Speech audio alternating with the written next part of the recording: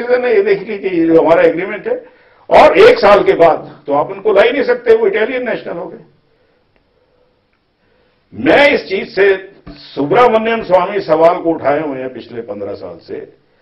हैरानी मुझे इस बात पर है कि पार्लियामेंट के अंदर सीपीएम के मेंबर, सीपीआई के मेंबर, लालू प्रसाद जो आलू से लेके कचालू तक उनका भाषण खत्म नहीं होता, उनको ये कभी सवाल उनको क्यों नहीं पूछा उन्होंने खड़े होकर?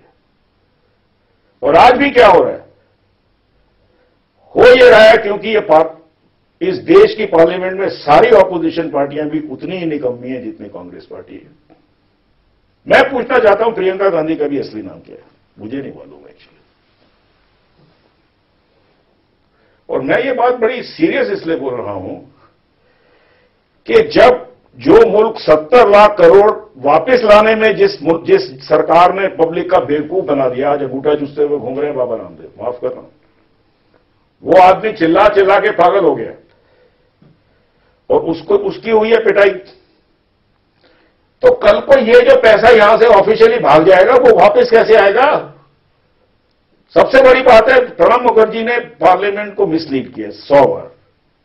कोई ऐसी ट्रीटी नहीं है कि स्विट्जरलैंड का पैसा वापस नहीं आ सकता। दूसरे देश के लोग तो वापस भी ले रहे हैं, टैक्स भी ले रहे हैं, सारा काम कर रहे हैं। बिल्कुल ले रहे हैं, they are taking the list. और अमेरिका के बारे में तो ये अब तो वो जो इस तरह के इलीगल जो खातों को देखभाल करने वाले जो स्विट्जरलैंड के जो बैंक के अधिकारी हैं, the US is demanding action against those people also. Yes yes, and they have refuse, they say there is no treaty, give us tax, hand over these people to us. Yes.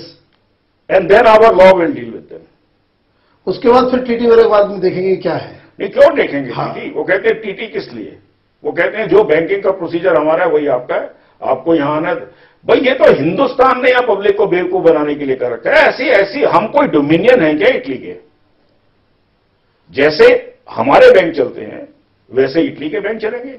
अगर Italy का आदमी कोई Italian के बारे में information चाहता है हमारे बैंकों से, हमारे पे कोई प्रॉब्लम नहीं, ले जाओ।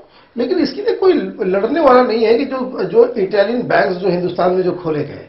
लड़ने वाला इसलिए नहीं है कि भाजपा के 2-4 लीडर जो हैं वो कांग्रेस में चले जाए तो अच्छा है, क्योंकि जो उनके अंदर जिन चीजों के लिए वो जिंदा रहते हैं वही कांग्रेस में बहुत अच्छी तरह ग्रो होती है। करप्ट लोग हैं बीजेपी में 2-3 हाईएस्ट लेवल के ऊपर, और कुछ बीजेपी के लीडर और उनके आदमी रात को अहमद पटेल को मिलने जाते हैं। इसलिए जो भी इस फैमिली का बड़े से बड़ा स्कैम आया, एक स्कैम उठा लीजिए, ऑयल स्कैम आया था जिसमें नटवर सिंह को बाहर किया गया, वो इराक वाला oil for food scam. Oil for food Volker report से, वोल्कर रिपोर्ट कहां गया वो? कहां गया वो? ये क्या होता है? ये कौन लोग मिले हुए हैं बीजेपी के कांग्रेस के अंदर? ये कौन लोग हैं जो रात को जाके वहां बात करते हैं?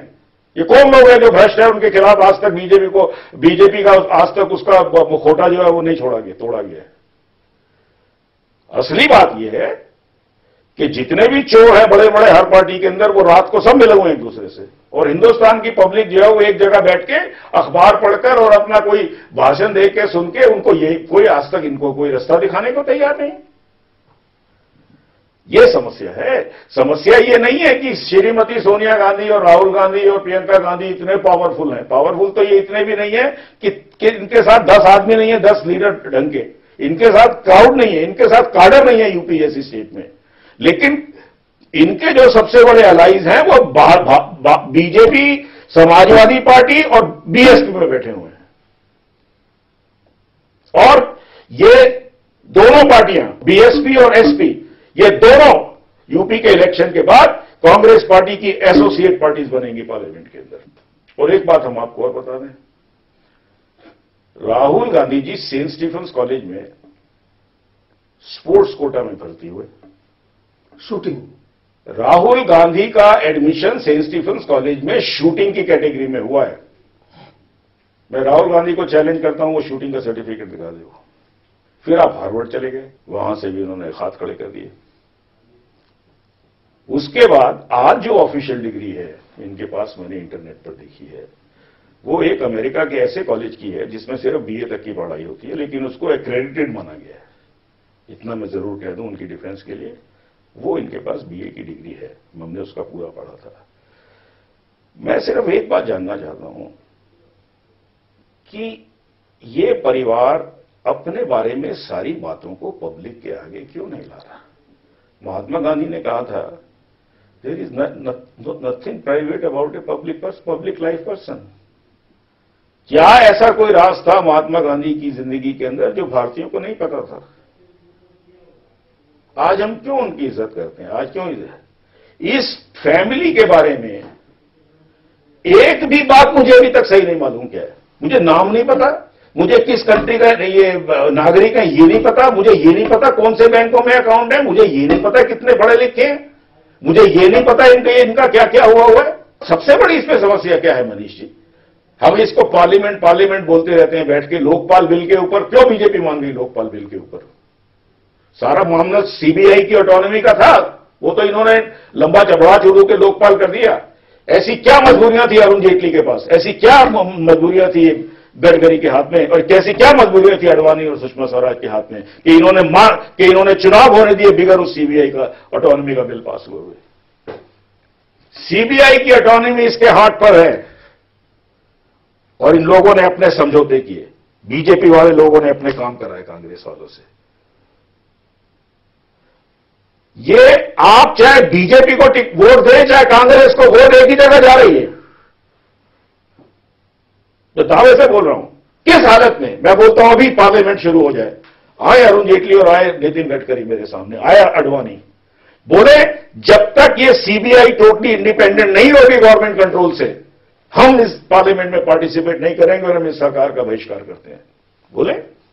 लेकिन एक दूसरे मुद्दे पे हम आज आपसे पूछना चाह रहे थे कि बुंदेलखंड में ये जहां जा रहे हैं वहां पे 3,500 से लेके 6,000 7,000 के आसपास लोग जमा हो रहे हैं, जिनमें 1,000 तो आप वैसे लोगों को निकाल दीजिए जो दिल्ली से मीडिया से जुड़े हुए हैं, लोकल मीडिया के लोग हैं, प्लस जो राहुल गांधी के साथ हर जगह घूम रहे हैं, जो साथ में उनकी गाड़ियां चल रही हैं उनके साथ आए हुए लोग हैं।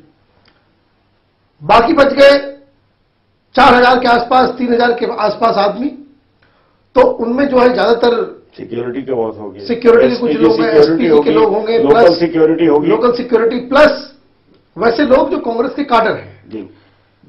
कहने मेरा सवाल पूछने का मतलब यह था कि आम आदमी कांग्रेस के कैंपेन से बाहर होता जा रहा है।